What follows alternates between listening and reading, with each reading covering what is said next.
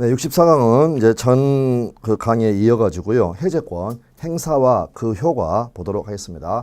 해제는 뭐 매년 우리 시험에 한 문제씩 나오는 아주 중요한 그러한 제도죠. 그래서 해제권과 그 행사, 해제권은 형성권에 해당하는데 해제권자가 상대방에 대한 일방적 의사표시로 행사한다. 또한 소송 절차에서 해제권자가 해제 의사표시를 할 수도 있겠죠. 한편 543조 제2항에 의해서 해제 의사표시는 철회할 수 없다라고 적어져 있습니다. 여기서도 보시면 의사표시로 행사한다라고 적어져 있죠. 그러므로 정기행위, 꽃배달, 결혼식 끝날 때까지 배달 안 됐다? 그때도요. 해제할 수 있다고 해제 의사표시는 필요하다라는 거 기억하시면 되겠습니다. 다음 판례도 기출판례죠. 이제 소송 절차에서 소재기로서 계약 해제권을 행사를 한 후에 그 뒤에 그 소송을 취하하였다. 그러면 해제권 행사의 효과가 번복되는가? 번복되지 않는다. 그러므로 해제권은 형성권이기 때문에 그 행사의 효력에는 아무런 영향을 미치지 않는다라고 되어 있습니다. 다음에 이제 민법 547조는 조문 그대로 이렇게 알아두시면 되겠습니다. 조문 그대로.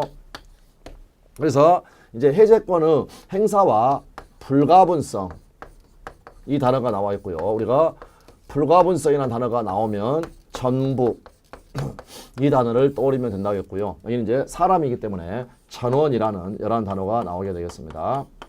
그래서 이 조문은요. 이 조문은 계약을 해제를 하게 되면 계약은 효력이 없어집니다. 그런데 어찌됐건 당사자들은 처음에는 그걸 원했죠. 원했기 때문에 이제 해제권의 행사는요. 그러니까 가급적이면 계약이 존속하는 방향으로 조문이 만들어져 있습니다. 자, 예를 들어서 해제권을 행사하면 해제권을 행사하면 계약은 소멸하죠. 그러니까 해제권 행사는요. 복잡하게 어렵게 복잡하게 이렇게 되어 있습니다. 다음 해제의 권리가 소멸하면 즉 해제할 수 없게 되니까 이 계약은 존속하죠. 유지가 되죠. 그래서 해제권은 소멸은 쉽고 간단하게 되어 있습니다. 그래서 예를 들면 갑소유 부동산에 대해서 A, B, C가 공동으로 매수했다. 그렇게 됐을 때 갑이 이 계약을 해제를 하려면 전원에 대해서 한다는 겁니다. 그래서 조문에는 전원으로부터 또는 전원에 대하여 하여야 한다. 이렇게 되어 있고요. 다음 1인에 대해서 해제의 권리가 소멸한 때에는 다른 당사자에 대해서도 소멸한다. 이렇게 되어 있다는 겁니다. 그대로 조문만 확인하시면 됩니다. 민법 547조에서 해제 또는 해제의 불가분성을 정하고 있다. 즉 당사자의 일방 또는 쌍방이 수인인 경우에는 계약의 해지나 해제는 이거는 지금 해제하는 거죠. 행사하는 거죠. 그러니까 복잡하게 그 전원으로부터 또는 전원에 대하여 하여야 한다. 이 경우에 해지권이나 해제권이 당사자 1인에 대해서 소멸한 때는 쉽고 그냥 간단하게 소멸시킵니다. 다른 당사자에 대해서도 소멸한다. 다음 이제 해제의 효과가 나와 있고요. 해제의 효과 1차적인 실익은 계약의 구속력으로부터 이제 소멸하는 겁니다. 그런데 계약 해제의 효과에서는 먼저 요 표를 하나를 기억을 해두시면 유용합니다. 법정 해제가 있고 미국 발령, 법정에는 채무불이행, 약정 해제도 있고 다음 계약금 포기하고 해지하는 것 해약금 해제도 있다. 그럴 때 논의가 되는 게 소, 원, 손. 손은 뭐냐? 소급표의 문제. 다음 이거는 원상회복의 문제. 다음 이거는 손해배상 청구의 문제. 그래서 소, 원, 선 적고요. 그 다음에 법정해제에서는 모두 다 인정이 됩니다. 일단 해제는 전부 다 소급표는 있습니다. 그래서 소급표는 있고 원상회복의 문제도 발생하고 다음 551조에 의해서 채무불이행이 있으면 해제하고도 남아있는 원상회복하고 남아있는 손해가 있으면 손해배상을 청구할 수 있다고 그랬죠. 자, 미국 발령 해제했다 소급표 있습니다. 매도인이 중도금 받은 게 있으면 그거 이자 붙여서 반환한다고 그랬죠. 원상회복에 문제가 있다. 그러나 약정해제권 행사하는 게 무슨 채무 불이행을 한 건 아니죠. 그러므로 손해배상 청구의 문제는 발생하지 않는다. 특히 해약금 해제에서 수험상으로는 가장 중요합니다. 물론 계약금에서 말씀을 드리겠지만 소급표는 있다. 그러나 해약금 해제에서는 원상회복 문제도 발생하지 않고 손해배상 문제도 일어나지 않는다. 그래서 동그라미 개수를 생각하시면서 3대 2대 1 이렇게 알아두시면 되겠습니다. 그러면 결국에는 이제 해제의 효과에서 논의가 되는 것은 우리 지금 법정 해제 같은 경우에는 소급표 문제, 원상회복 문제, 그다음 손해배상 청구의 문제 이러한 부분들이 있다라는 걸 알 수가 있습니다. 그래서 양가로 1번 계약의 소급적 효력 상실, 계약의 해제로 계약이 소급적으로 그 효력을 상실한다. 이는 구체적으로 다음과 같은 의미를 갖는다. 1번 아직 이행하지 아니한 채무는 처음부터 존재하지 않은 것으로 되기 때문에 이행할 필요가 없다. 2번 소원에서 원상회복 의무, 이미 이행한 급부는 원상회복으로 반환되어야 한다. 즉 계약이 해제가 되면 그 효력이 소급적으로 소멸함에 따라 이미 그 계약상 의무에 기하여 이행된 급부는 원상회복을 위하여 부당이득으로 반환되어야 하고, 이러한 원상회복 의무는 해제의 상대방은 물론이고 해제한 당사자, 해제한 자도 당연히 부담하게 된다. 그 다음에 이제 그 원상회복의 범위와 관련돼 가지고요 중요한 부분이 나옵니다.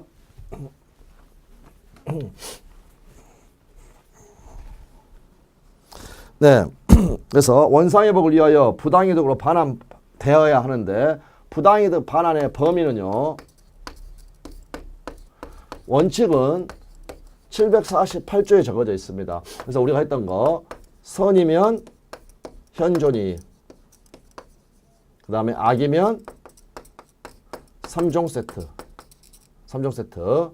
다만 제한 능력을 이유로 취소가 되어서 처음부터 무효가 됐을 때 그때는 제한 능력자 선이 악이 안 따지고 현존이라고 그랬습니다. 그게 바로 특칙이었습니다. 이 원상회복, 해제로 인한 원상회복도 부당이득 반환의 범위에 대한 특칙입니다. 특칙, 이게 원칙이고요. 그래서 해제에서는요, 이익의 현존 여부도 묻지 않고요, 그 다음에 선이 악의도 불문하고, 핵심입니다. 받은 이익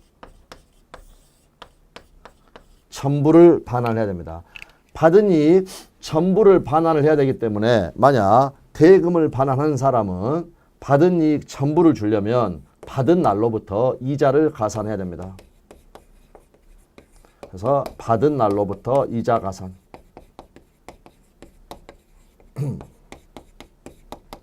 네, 그 부분들이 나와 있습니다. 그래서 이 경우에는 748조와는 달리 선의 악의를 불문한다.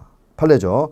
계약 해제의 효과로서 원상회복 의무를 규정한 민법 548조 1항 본문은 부당이득에 관한 특별 규정의 성격을 가진 것이어서 그 이익의 반환의 범위는 이익의 현존 여부나 선의 악의에 불문하고 특별한 사유가 없는 한 받은 이익 전부이다. 니은번 금전 반환의 경우에는 받은 날로부터 법정 이자를 부과하여 반환하도록 하고 있고요. 당연히 부당이득 반환의 특칙이다. 이는 부당이득 반환의 성질을 가지고 있는 것이고 이행 지체로 인한 지연이자가 아니다. 그 다음에 계약이 취소, 해제, 합의해제, 해제 조건이 성취가 됐다. 소유권의 당연복귀. 그러므로 물권 등의 당연복귀이다. 4번 계약의 당사자가 계약을 적법하게 해지한 후라도 상대방이 계약을 취소하는 것도 허용된다. 창신상의 사건에서 히읗이었죠. 히읗. 해제 후에 차고 취소된다. 네, 그걸 떠올리시면 되겠습니다. 2번 제3자의 권리의 보호. 해제를 하면 소급표가 있는데, 즉 처음부터 그 계약은 효력을 상실하게 되는데 이 소급표는 제한이 됩니다.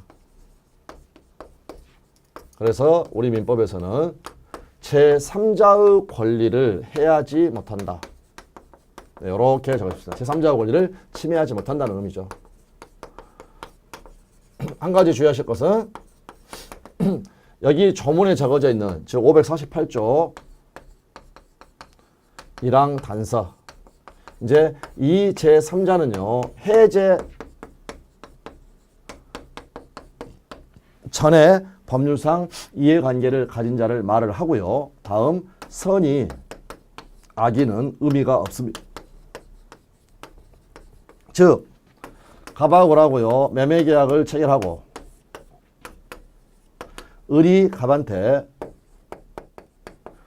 5천만 원까지 지급한 상황에서 당사자의 특약에 의해서 갑이 을에게 등기는 격려를 해줬습니다. 가령 4월 1일 날. 그러다 보니까 을은 완벽한 소유권을 취득했고 다시 병하고 5월 1일 날 매매하고 등기를 격려를 해줬다. 자, 지금 이 5월 1일이란 말이 해제 전에 이 계약으로부터 새로운 이해관계를 맺었다는 겁니다. 그런데 을이란 애가 6월 1일 날 잔금을 안 주니까 6월 1일 날 이 계약을 해제를 했습니다. 그러면 해제는 소급표가 있으니까 계약은 처음부터 효력을 상실을 하는데 을이 돈 안 줘가지고 완벽한 소유권을 취득했던 병이 소유권을 상실한다? 이건 아니다. 그래서 이 소급표를 제한하는 겁니다. 그러니까 지금의 병은 지금 5월 1일 날 계약관계 맺은 사람이니까 해제 전이고요. 우리 민법에 선의의 제3자의 권리를 행하지 못한다 이렇게 적어져 있지 않기 때문에 그냥 제3자라고 적어져 있으니까 병에 선의, 악의 같은 거 묻지를 않습니다. 그래서 병이 혹시라도 이 계약 해제할 수도 있겠는데 뭐 소문을 들어가지고요 해제 가능성을 알았다 하더라도 이 병은 보호가 됩니다. 그런데 한 가지 더 중요한 것은요 제3자로서 보호가 되기 위해서는 이 해제된 계약을 기초로 해가지고 새로운 이해관계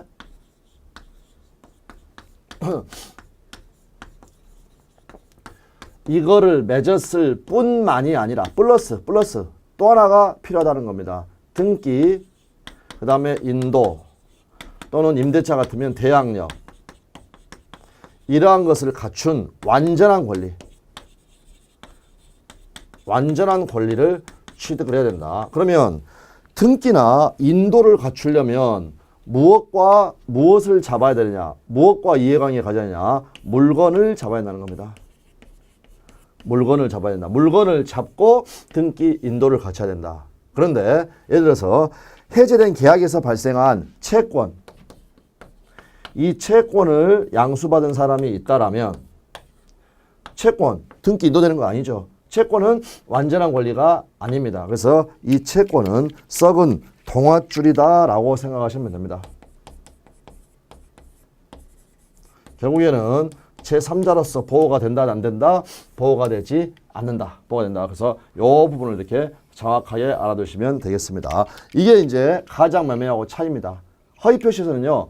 허위표시를 기초로 새로운 이해관계를 맺으면 되는데 해지에서 제3자는 새로운 이해관계를 맺었을 뿐만 아니라 플러스 등기 인도까지 같이 한다. 그러니까 물건을 잡고 등기 인도.